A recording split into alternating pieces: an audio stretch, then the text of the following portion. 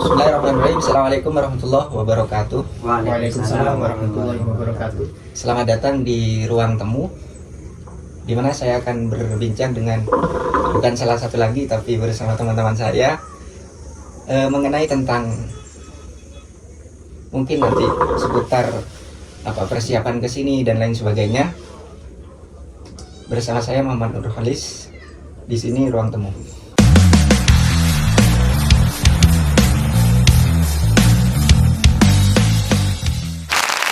Ya mungkin sebagian ada yang belum tahu, dari Mas Farel dulu. Perkenalan mungkin. Bismillahirrahmanirrahim. Assalamualaikum warahmatullahi wabarakatuh. Waalaikumsalam. Perkenalkan, nama saya Muhammad Hasan Arif Fikri Al-Farozi, bisa dipanggil Farel. Saya alumni Genggong tahun 2025. Jadi sekarang ini masih fresh graduate ya.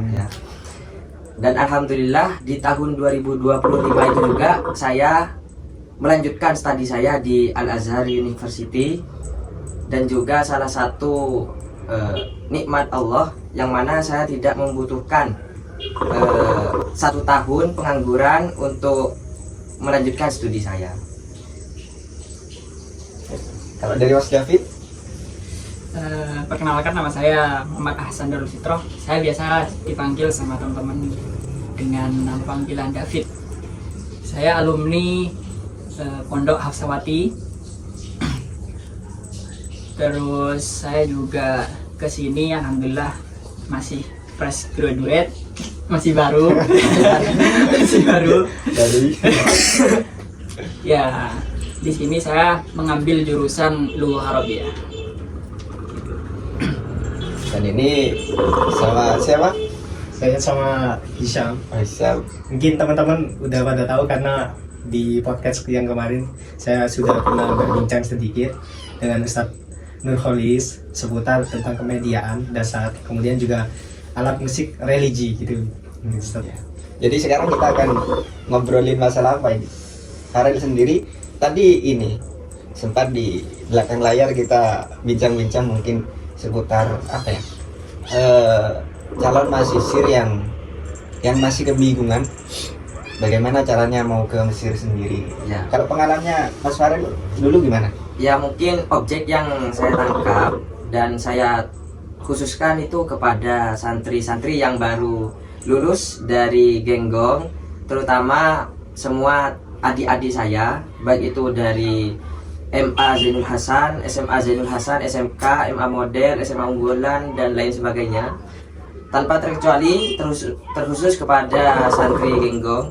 Jadi di sini kami akan sedikit bercerita tentang pengalaman bagaimana melanjutkan studi kita, yang mana kita punya impian untuk ke luar negeri, terutama di negeri Kinanah ini, yaitu Mesir.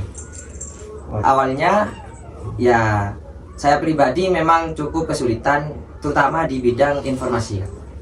Jadi yang pertama saya itu langkah utama tentunya kepada BK ya, kepada BK supaya berkonsultasi bagaimana step saya, langkah saya untuk melanjutkan studi saya dan bagaimana prosedurnya. Dan akhirnya setelah saya pergi ke BK, ternyata BK juga masih putih abu-abu dan masih bertanya kepada senior-senior, yaitu waktu itu ada Ustadz Afif ya. Ada Ustadz Afif yang sudah lulusan Kairo LC, dan beliau memberitahu tentang informasi keberadaan markas Arabiyah kan. Gitu. Jadi saya punya pandangan satu, yaitu markas Arabiyah waktu itu. Cuma menurut saya pribadi satu informasi ini tidak cukup kan. Jadi kita harus mengumpulkan sebanyak-banyak mungkin informasi seputar Timur Tengah. Jadi ketika kita diberikan informasi hanya satu, itu sebenarnya tidak cukup. Kenapa? Karena ketika kita memiliki satu informasi dan informasi itu gagal, maka kita pun akan gagal ketika kita hanya memiliki satu informasi. Oleh karena itu, yang saya sarankan ketika kamu mendapatkan informasi, maka kumpulkanlah informasi itu sebanyak-banyaknya. Jadi jangan cuma markas Arabiyah. Mungkin di sana nanti ada Kemenak, ada PWNU, ada PBNU, ada LPPD dan lain sebagainya. Kalian harus terus-menerus cari tahu seputar informasi itu. Dan yang saya terima kabar itu ternyata kabarnya A1, bisa dipercaya. Akhirnya saya langsung berangkat ke Pare saat itu juga setelah haulnya Kiai Sepuh. Pas setelah haul besoknya saya pergi ke Pare untuk daftar beasiswa, ternyata nggak ada beasiswa. Dan di sana hanya membimbing kita bagaimana mengerjakan tes yang akan diujikan kita di Timur Tengah ini. Berarti memang persiapannya lewat ini ya? Kalau saya pribadi lewat Markas Arobia. Markas Arobia ya. Selama berapa bulan itu ada di Markas Arobia? Di Markas Arobia saya itu mengambil program Minhamsir di bulan pertama. Kemudian bulan kedua itu saya mengambil jurusan program Panter. Panter itu persiapan termin. Jadi di Markas Arobia itu ada namanya program Panter yang mana untuk mempersiapkan kita di ujian termin di Al-Azhar. Secara akal kan masih belum keterima di Al-Azhar kok sudah mau belajar termin gitu kan. Cuma karena lagi-lagi saya mencari tahu bagaimana kualitas Markas Arobia, bagaimana dengan lembaga-lembaga mediator yang lainnya, saya merasa yakin dengan Markas Arobia itu. Akhirnya insya Allah dengan Markas Arobia saya bisa ke Mesir dan saya juga harus mempersiapkan termin itu. Akhirnya saya ambillah bimbingan untuk termin itu, Panter, program Panter.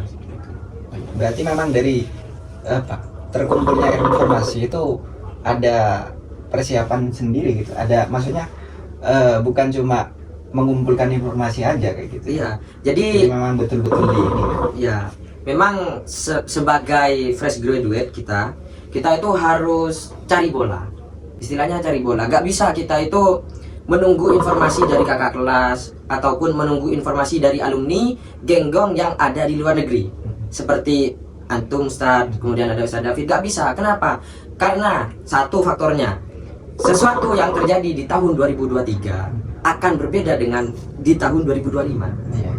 Tahun 2023 masih ada PWNU, sedangkan di tahun 2025 nunggu PWNU nggak ada gitu, nggak ada. Jadi mau nunggu sampai kapanpun 2025 akan lewat juga gitu. Makanya ada istilah jemput bola, kita harus jemput bola memang untuk informasi Timur Tengah yang lainnya ini. Ya, sedikit menambahkan itu mungkin informasi itu kan memang sifatnya itu update gitu ya Ustaz. Update, kemudian juga sepengalaman saya dulu juga saya sampai ikut grup-grup gitu Ustaz. Grup tentang kuliah, seputar kuliah di Timur Tengah, kemudian info perkuliahan di Al-Azhar gitu. Karena kalau saya sendiri dulu itu tes Kemenak itu masih menjadi jalan satu-satunya karena saat itu masih Covid kan Ustaz, baru selesai Covid. Jadi sampai saya pun itu mencari alternatif lain dulu itu. Kira-kira kalau semisal nggak bisa jalur yang istilahnya langsung kuliah kan, kalau jalur Kemenak, PBNU, kemudian LPPD itu kan langsung kuliah. Nah, ini jalur apa sekiranya saya bisa kuliah di Mesir? Akhirnya nemu saat itu jalur Lahad, mungkin bagi yang pernah tahu kan. Jalur Lahad itu sampai memang saya cari-cari saat itu. Memang harus, benar kata Mas Faril tadi kan, harus update informasi, harus jemput bola gitu mungkin. Kalau sampean sendiri tuh dulunya itu apakah sama dengan Mas Farel yang mengikuti bimbingan di Markas Arobia atau pernah ikut di bimbingan lain? Oh, kalau saya sendiri itu sebenarnya beberapa kali ikut bimbingan ya. Ada pertama bimbingan sebelum di Markas, pernah juga ikut di Markas Arobia, tapi sebelum itu pernah saya di Al-Azhar Pare ikut bimbingan cuma beberapa hari, 3 minggu lah saat itu, karena saat itu Ramadan ya, ujian tes Kemenak saat itu Ramadan, jadi cuma ikut 3 minggu di Markas di Al-Azhar Pare. Kemudian saya juga pernah ikut yang sama seperti Mas Farel, ikut di Markas Arobia Pare, itu juga ikut yang persiapan tahdid mustawa saat itu. Kemudian juga pernah ikut yang Panter juga, persiapan termin juga pernah ikut. Kemudian juga ada saat itu kayak latihan tryout online gitu. Jadi ada biasanya kalau di grup online kan share link minimal 5 grup gitu kan. Kemudian nanti share ke kontak berapa kontak gitu. Itu pernah ikut tryout dan bimbingan online. Cuma saya lupa namanya. Itu pernah diikutin juga yang online gitu. Kalau selain dari Markas Arobia dan Al-Azhar Pare, itu biasanya di mana lagi? Biasanya orang teman-teman bisa lanjutin ke sini mungkin ada rekomendasi lain selain markas? Nah, sebenarnya ada di daerah Bojonegoro. Itu ada mediator namanya Mumtazah. Ya, Mumtazah itu ya juga sama seperti Markas Arabia, cuma beda CEO. Jadi memang beda lembaga. Cuma ya intinya satu. Jadi seperti ini. Al-Azhar itu sekarang gerbangnya semakin sedikit. Jadi untuk masuk ke Al-Azhar itu sudah semakin sulit. Jadi ada Tatwir, ada Kemenak. Kemarin yang saya rasakan itu hanya ada dua, ada Tatwir dan Kemenak. Tatwir itu langsung di bawah naungan Dokturoh Nahla. Sedangkan Kemenak setelah tes Kemenak pasti akan disalurkan ke Tatwir. Gitu. Jadi Dua kali. dua Ya? kali. Makanya saya tidak tidak mau menganjurkan Kemenak. Cuma di Kemenak kita itu kewalahan. Kita harus ujian dua kali. Ujian Kemenak itu sendiri dan ujian Tajdid Mustawa. Tajdid Mustawa yang dikeluarkan oleh Markas Tatwir. Sedangkan ketika kita langsung di Markas Arabia, maka ujiannya cuma satu kali, yaitu Markas Tatwir itu. Jadi untuk Kemenak seleksinya lebih ketat daripada Markas Tatwir. Ketika pengen mengambil jalur cepat, maka pilihlah Markas Tatwir. Ketika memang yakin dengan kualitas dan kemampuan yang dimiliki, maka ambillah Kemenak. Disclaimer dulu ya. Ya. Jadi Tatwir sama Kemenak ini jadinya kayak pintu untuk kita mendaftar aja berarti ya? Ya, mendaftar betul. ke Azhar. Azhar. Sedangkan Markas Al-Azhar Pare dan juga Mumtazah itu istilahnya mediator untuk membimbing jalur tes untuk masuk ke Markas Tatwir dan Kemenak itu ya. Ya. Gitu. Jadi ada banyak sebenarnya mediator Jawa Barat, terus ada yang Aceh di gitu kan. Aceh, kemudian ada di daerah Sumatera juga banyak untuk mediator. Cuma sekarang sudah banyak juga mediator yang bodong, gitu. Jadi Apa itu mediator bodoh? jadi mediator itu kan seseorang yang menjadi media kita untuk ke Al-Azhar. Di perantara gitu. Jadi hanya sebuah perantara untuk masuk ke Al-Azhar.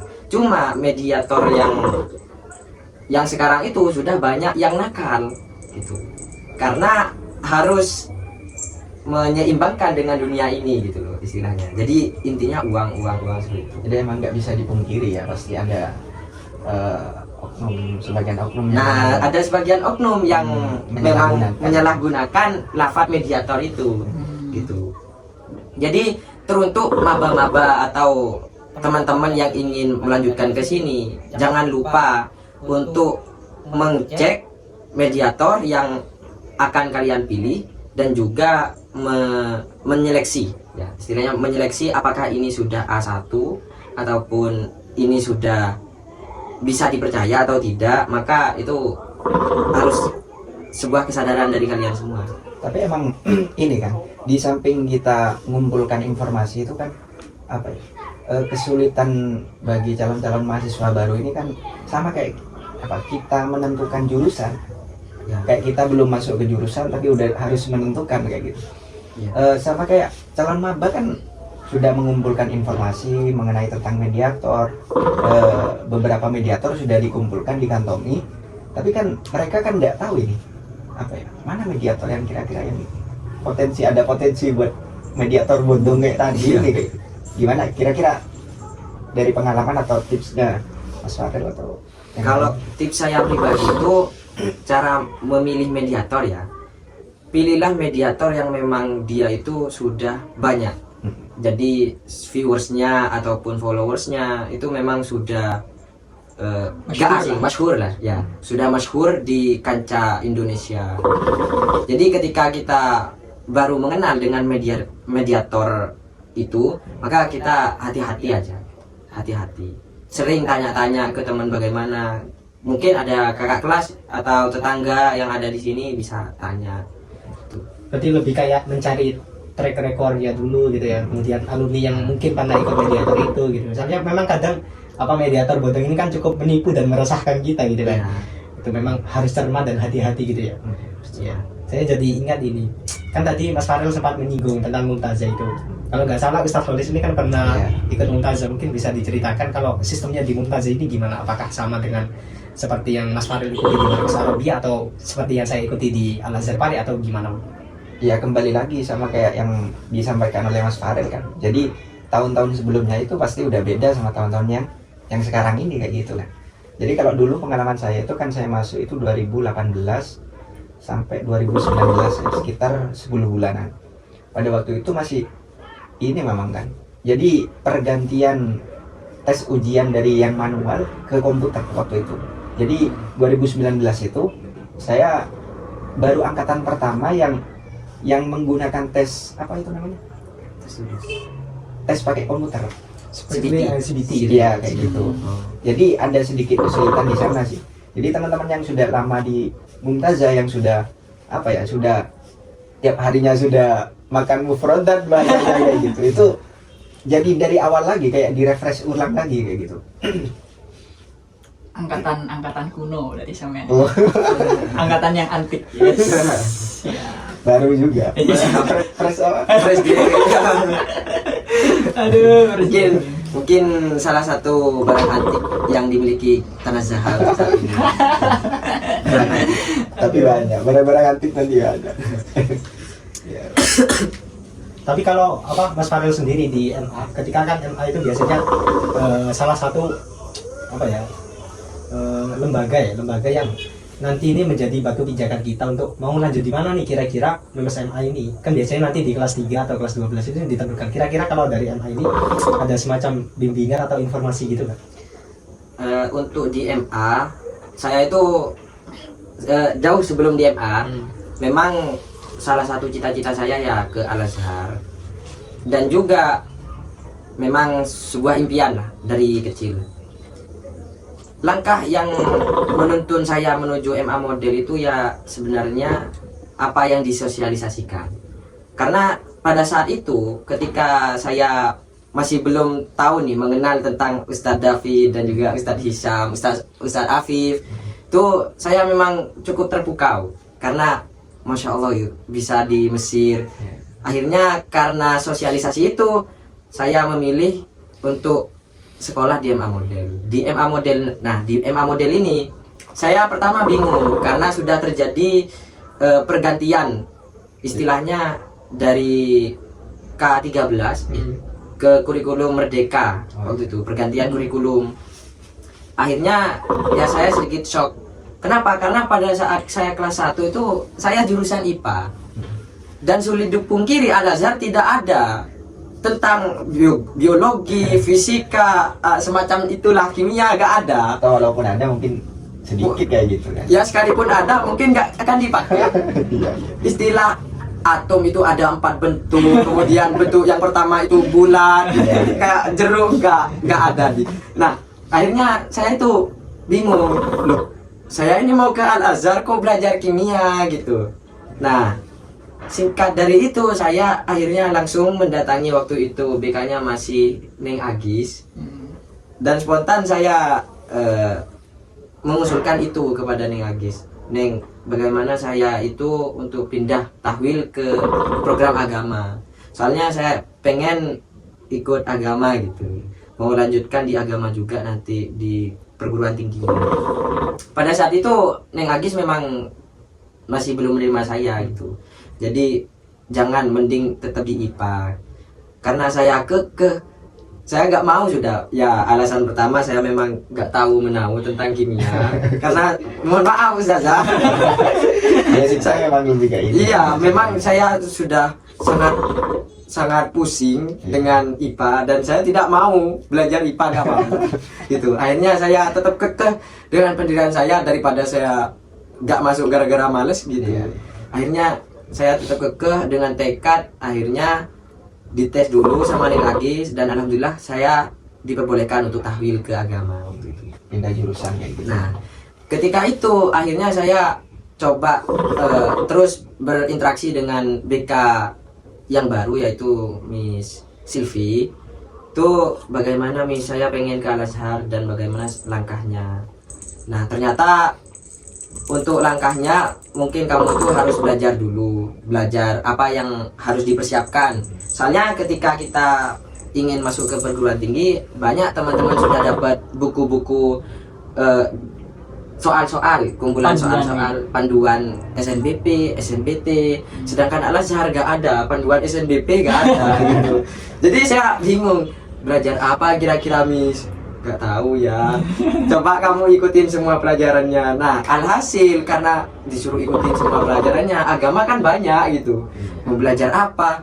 Akhirnya wes intinya masuk sekolah, maksimalkan apa yang ada di MA Model, karena saya yakin setiap apa yang kita pelajari itu pasti akan manfaat kok, gak ada yang sia-sia ya, meskipun menurut saya sia-sia. Belajar atom dipakai di sini, makanya merasa mungkin nanti kalau biasanya masalah kuantum, terus masalah atom itu biasanya nanti disandingkan dengan ini filsafat itu biasanya. Nah ya mungkin nanti ya istilahnya kita baru tahu itu fungsinya ketika udah mempelajari lebih lanjut begitu. Nah, iya. Terus sebelum kan tadi pas biasanya ketika kita kelas 3 itu pasti kita di pertengahan itu kita di apa istilahnya tuh ya, kita dikasihkan pilihan lah. Nah, dan itu kayak sesuatu yang mendesak dari sekolah kadang gitu. Untuk Mas Farel sendiri dari sebelumnya itu apakah emang sudah dari awal saya mau menentukan ke Azhar dan tidak mengikuti tes-tes yang lain untuk jurusan yang di Indo atau gimana? Jadi untuk para mahasiswa baru, memang saya, terutama adik kelas saya yang memang kadang konsultasi ketika saya masih di pondok itu, saya pengen ke Al-Azhar. Saya selalu bilang ke adik kelas saya, ketika kamu memang sudah memilih Al-Azhar, maka lupakan yang lain. Karena ketika kamu punya second choice, mau Al-Azhar apa mau Winsuka, apa mau UI, masih bimbang. Justru di sanalah yang akan menghancurkanmu. Karena seperti ini, saya punya teman saya memang pengen melanjutkan di Al-Azhar. Cuma dari orang tua kadang mengizinkan, kadang juga masih bimbang seperti itu. Akhirnya dia ikut 2 tes PAN dan juga SNBP. Nah, akhirnya yang SNBP keterimanya di Universitas Brawijaya. Dari situ akhirnya kita selaku siswa MA waktu itu, ketika sudah diterima SNBP itu tidak boleh ditolak karena nanti imbasnya ke adik kelas, jadi nanti dipangkas kayak gitu ya, bahkan di blacklist sekolahnya. Nah, pada saat itu saya kan memang sudah bertekad sama teman saya waktu itu juga. Qadarullah teman saya memang dari segi finansial dan juga ekonomi juga tidak memadai, akhirnya nggak bisa melanjutkan ke sini. Memang saya berdua sama teman itu ketika pembuatan akun SNBP itu, mohon maaf Ustaz ya, ketika pembuatan akun SNBP dan juga SPAN PTKIN itu saya kabur. Jadi ketika di absen itu nama Arif Fikri Al-Farozi, Farel kemana? Gak ada Miss. Kemana? Gak tahu. Nah itu saya kabur ke pondok. Pada saat itu memang saya gak mau bikin akun SNBP, gak mau bikin akun SPAN. Sampai sekarang saya gak buat akun, gak ada akunnya. Karena saya memang sudah mata itu terfokus kepada Al-Azhar seperti itu. Karena ya lagi-lagi khawatir di blacklist itu aja. Ketika kita diterima, takut di blacklist. Dan alhamdulillah karena saya gak buat akun saya ada di Al-Azhar. Terima kasih. Ya, jadi pesan moralnya di sini apa, jangan pernah menjadikan Al-Azhar itu pilihan kedua gitu. Nah, disandingkan dengan sesuatu yang lain dan sekiranya Al-Azhar ini tidak menjadi prioritas gitu ya. Iya. Terus juga apa kira-kira selama kan itu perlu persiapan dari setelah lulus kemudian menanti tes itu kan perlu persiapan. Kira-kira persiapan atau tantangan apa yang terberat ketika mempersiapkan mau ke sini? Nah, untuk tantangan terberat dulu nih. Tantangan terberat itu pasti ridho orang tua. Itu pasti sudah. Kenapa? Karena dawuh Gus Hikam waktu itu ke saya. Ketika ridho orang tua itu sudah tidak kamu dapatkan, maka langkah ke depannya kamu akan kesulitan. Seperti itu. Makanya saya yang pertama kali pertama kali meminta izin ini kepada ibu saya, kemudian kepada bapak saya, untuk dilegowo lah istilahnya, untuk tenang dan ridho saya itu lanjut ke luar negeri. Karena kuncinya satu, ridho orang tua. Itu tantangan terberat, karena nggak semua orang tua itu mau menerima kita jauh dari orang tua, nggak. Dan alhamdulillah orang tua saya itu menerima, selagi itu baik untuk masa depannya kamu maka lakukan. Dan setelah peridoan itu sudah selesai, tantangan yang kedua adalah jauh dari orang tua. Karena yang saya rasakan ketika jauh dari orang tua memang aura untuk kita melakukan sebuah hal yang benceng dari agama itu memang tambah semakin besar. Seperti itu. Peluangnya semakin jauh kita dari orang tua, semakin besar pula peluangnya. Karena memang kan pas di pondok kan selalu dekat sama orang tua, dipantau sama guru-guru. Nah, gitu kan.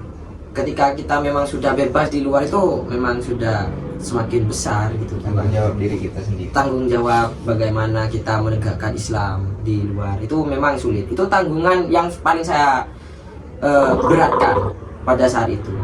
Kemudian karena sudah jauh dan saya itu ke markas Arabia, ada beberapa memang fal ilmu yang harus kita persiapkan menuju Al-Azhar itu. Ya, mau disepil nih Kak? Boleh Boleh. Izinnya pilih. Bisa Jadi saja ya. tes yang harus kalian siapkan, ilmu yang harus kalian siapkan menghadapi tes Timur Tengah itu. Yang pertama itu ada maharoh istima. Jadi kita itu dilatih untuk bagaimana mendengarkan orang Arab itu berbicara. Jadi orang Arab nanti konsepnya gini, ada orang Arab yang memberikan sebuah informasi, baik itu informasi tentang negara Mesir ataupun tentang Islam, maka kalian itu harus tahu betul mufrodatnya, kemudian tulisannya seperti apa. Karena nanti setelah dari istimewa itu kalian akan diberikan contoh soal diberikan sesuai dengan apa yang telah diberikan di istimewa, maka kalian akan jawab sesuai dengan istimewa itu. Yang pertama kita harus melatih istimewa. Dan bagaimana solusinya sekiranya kita terlatih, maka kita harus membiasakan mendengarkan orang Arab berbicara. Seperti itu. Dulu saya punya inisiatif, jadi setiap hari itu saya harus mendengarkan orang Arab berbicara. Lewat apa? Lewat podcast Arab, ataupun lewat syekh-syekh seperti Syekh Mutawalli Asy'arawi kalau sudah di IG biasanya di situ, ataupun syekh-syekh lainnya. Saya itu sering mendengarkan supaya saya itu terlatih untuk tahu, oh jadi ini tulisannya seperti ini, artinya seperti itu, tanpa melihat translate, supaya memang kita itu kuat ingatannya. Kemudian dari tes istimewa ada tes kitabah. Jadi setelah mendengar kita itu menulis sesuai dengan sastra Arab gitu. Jadi yang mencakup dalam kitabah itu ada nahwiyah sorfiyah, dalam ilmu qawaid itu, kemudian ada juga imla, bagaimana tanda baca. Soalnya bukan cuma titik, koma, tanda tanya, tanda seru, ada juga yang titik pas bawahnya koma. Nah itu untuk apa? Maka belajar di ilmu imlanya itu. Kemudian dari segi bahasa itu nanti ada balaghah. Nah ini yang saya rasakan mungkin cukup berat, soalnya di MA model itu nggak ada maharoh balaghah. Cuma saya punya keinginan besar ke Al-Azhar, makanya saya harus tekun dalam balaghah. Dan banyak saya itu memutar video YouTube ilmu balaghah gitu, cara memahami balaghah itu kita harus sering cari-cari seperti itu. Mungkin cukup itu aja yang ada di tes waktu itu. Selain itu nahwu sorof ya? Nahwu sorof Pasti. di kitabah itu pasti nahwu sorof. Nahwu sorof biasanya ada apa biasanya yang rekomendasi untuk nahwu sorof yang diteskan di Al-Azhar itu wallahu a'lam. Soalnya gini, kalau Al-Azhar itu tingkatan yang paling tinggi kan sudah. Jadi mau nggak mau kita itu memang harus ada kitab-kitab nahwu yang mutawassit gitu. Bahkan yang diujikan itu ada yang sampai ranah muntahi seperti itu. Jadi mau nggak mau memang kita harus selalu haus akan ilmu. Itu. Ya minimal kayak alfiah lah mungkin ya. Ya. Mutawasit. Itu kemarin juga saya sempat menemukan soal dari alfiah. Itu jadi random aja. Gitu. Yang penting tetap persiapannya itu Memang benar-benar matang. Semakin kamu matang persiapannya semakin tinggi levelnya. Kalau Dan semakin mudah ini ya peluang buat lulus ke sini. Nah, semakin mudah. kalau mufradat sendiri kan itu salah satu dasar juga. Nah, Gimana? untuk mufradat ini sangat membantu di sisi ketika kita itu ingin menjawab pertanyaan. Karena fahmus soal itu sudah nisfu min jawab. Gitu. Jadi ketika kalian itu nggak tahu tentang soalnya, bagaimana kamu mau menjawab? Gitu. Karena tahdid mustawa itu nggak ada yang Indonesia. Satu pun nggak ada tulisan A, B, C, huruf Latin nggak ada. Yang ada cuma Arab semua. Ketika kamu tidak memahami soalnya, bagaimana kamu mau menjawabnya? Nah, disitulah peran mufradat. Ketika kita nggak tahu tarkibnya apa, nggak tahu ini kedudukannya jadi apa, maka mufradat itu yang akan menolong kita. Itu sih peran mufradat dalam tes ini. Nah, Tips untuk ini lah memperbanyak kosakata mungkin sebelumnya gimana? Nah, jadi kosakata itu akan berkembang ketika pertama kita menghafal. Jadi menghafal dulu itu saya punya inisiatif. Jadi setiap pagi itu menghafal 10 mufradat.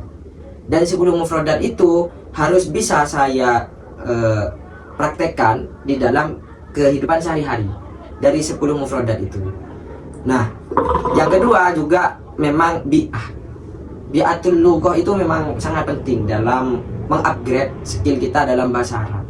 Jadi harus punya partner lah gitu. Ya, Punya lingkungan. punya yang mendukung. lingkungan, punya teman untuk bisa diajak ngomong bahasa Arab. Itu mufradat. Ya, kayak gitu. Jadi kan setelah kita tahu proses mau ke sini ini bukan sesuatu atau bukan proses yang mudah kayak gitu kan. Ya. Kemudian setelah Mas Faril sendiri apa ya, sebelum ada di sini tapi sudah mendengar apa pengumuman kelulusan itu, gimana perasaannya? Kalau saya pribadi pengumuman bahwasanya saya itu lolos di Universitas Al Azhar itu perasaannya ya campur aduk sih Kak. Soalnya gini, ketika kita itu mondok di Genggong, gampangnya gini, ketika kita mondok di Genggong, pernah nggak sih ketika kalian itu pulang terus tetangganya bilang kan, kamu alumni Genggongnya, coba jadi imam. Nah, jadi kita tuh kadang bangga karena kita itu santri Genggong, kadang juga berat karena menyandang gelar Genggong.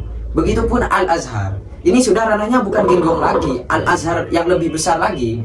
Genggong mungkin terkenal di Probolinggo, bahkan di luar Probolinggo, Jawa Timur, Jawa Tengah, tapi Al Azhar itu terkenal di satu dunia. Nah, kamu diterima di kampus ternama di dunia dan pulang-pulang kok gak bawa apa-apa, ini yang dipertanyakan. Makanya memang pengorbanan itu, baik itu pengorbanan ekonomi, pengorbanan jauh dari orang tua, pengorbanan waktu dan juga usaha itu memang perlu. Jadi memang campur aduk. Ketika saya itu diterima di Al Azhar, senang-senang karena memang impian. Siapa sih yang gak senang ketika impiannya tercapai? Seperti itu. Nah, ketika impian itu tercapai, ada step lagi, yaitu bagaimana kamu itu memang benar-benar mendapatkan impianmu. Apa cuma sekedar melihat impian, atau kamu bisa memeluk impian itu? Karena memang impiannya kan bukan cuma lulus, Bukan keterima di Al Azhar gitu, juga memang benar-benar menyandang gelar LC yang sejati. Jadi bukan LC yang biasa. Jadi memang Bukan ya LC itu Bukan LC itu ya. Ya. Disclaimer. Gitu. Titel Al Azhar ya, LC. Disbong. Tapi ketika sudah nyampe sini kan berarti seakan-akan tadi kan sudah dibahas tentang perasaan ketika udah keterima gitu kan, pengumuman, kemudian apa tentang gimana berani menyandang Al Azhar. Tapi realitanya ketika nyampe sini itu apa yang Mas Farel lakukan atau rasakan dulu pertama kali nyampe sini? Apakah harus menggebu-gebu, oh ini kita membawa harapan dari Indo nih, harapan orang tua, kemudian kita awal dari dulu. Apakah kita nyampe sini langsung Mas Farel semangat nih untuk mencari saya terus seperti ini, kita mau bikin peta konsep gitu, terus peta keinginan atau gimana? Apa yang Mas Farel lakukan? Nah, Kita nyampe sini. Ketika saya sampai di sini itu terjadilah yang namanya culture shock. Culture shock. Buset gitu saya. Ternyata Mesir itu seperti ini ya. Bukan maksudnya yang harusnya sepeda itu jalan kiri terus di sini jalan kanan, bukan itunya. Cuma yang memang awal saya itu sangat bersemangat untuk belajar, tiba-tiba ada aja syaitonir rajim itu yang menggoda kita kan. Kamu itu sudah ada di Mesir, masih ada hari besok. Jadi untuk saat ini kamu kan masih maba, nunggu 1 bulan lah baru masuk kuliah. Nah, pasti ada godaan seperti itu, pasti kan gitu. Jadi rasa malas terus yang dihasut sama iblis-iblis, setan-setan itu memang banyak Kak di sini. Karena ya betul katanya orang Madura itu kan, betul Kak, raja jedenga raja kia bicara enak gitu. Jadi memang Mesir itu surganya orang yang rajin menuntut ilmu, tapi Mesir juga surganya orang yang males-malesan itu. Jadi ya inilah Mesir. Jadi gimana kalau Mas Farel sendiri apa ya mengatasi ya rasa Males itu? Nah, kalau saya pribadi sih mungkin ya Mas Isir juga gitu. Jadi kalau biasanya di HP itu ditulis apa sih tujuannya, kemudian jadwalnya, goalnya, targetnya ditaruh di wallpaper gitu biasanya. Tapi saya nggak bisa gitu. Tetap males. Nah, kemudian ketika sudah tetap males seperti itu, apa yang saya lakukan step yang selanjutnya? Kok tetap males? Saya telepon orang tua. Saya minta motivasi. Nah, dari ketika kita berbicara dengan orang tua, pastilah di situ akan tergerak hati kita. Karena nggak tahu ya, orang tua itu punya daya tarik untuk kita itu melakukan apa yang diucapkan sama orang tua. Jadi saya telepon orang tua, cerita bagaimana di Mesir. Pastikan di akhir jangan lupa ya nak, belajar yang rajin. Nah, pasti dari kata itu kita itu tergerak hati. Nah, itu sih cara paling ampuh saya. Kalau cuma wallpaper itu kayaknya nggak ampuh, wallpaper di HP itu.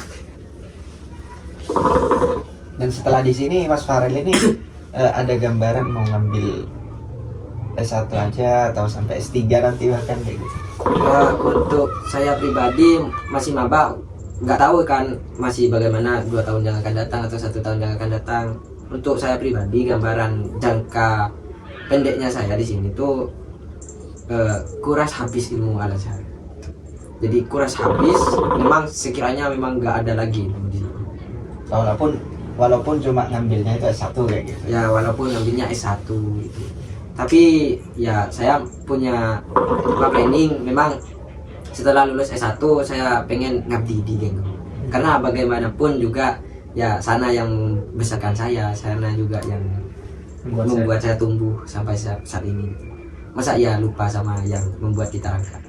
Ketika kita sudah bisa untuk berjalan, jangan lupakan orang yang mengajari kita melangkah. Sesuai dengan apa yang Semen barusan ucapkan itu, saya itu teringat pesan dari Non Alek ketika dulu itu ada Expo Kampus. Jadi Non Alek itu ketika ada Expo Kampus itu sedikit memberi masukan kepada teman-teman yang mau melanjutkan jenjang selanjutnya di kuliah gitu. Jadi dauhnya beliau mengutip dari dauhnya Non Abdul Jalil kalau nggak salah. Dauhnya gini, Genggong itu terkenal dengan barokahnya. Kalian mondok di Genggong itu cuman dapat 1 barokah. Kalian keluar, kalian menimba ilmu di luar, setelah itu berkelana di luar, kalian meninggalkan 8 barokah yang ada di Genggong itu. Jadi istilahnya itu bagaimanapun kalian harus balik gitu untuk menjemput 8 barokah itu gitu ya. Istilahnya ya harus ngabdi dulu lah. Iya. Kalau bisa ngabdi dulu di Genggong. Ya walaupun cuma setahun.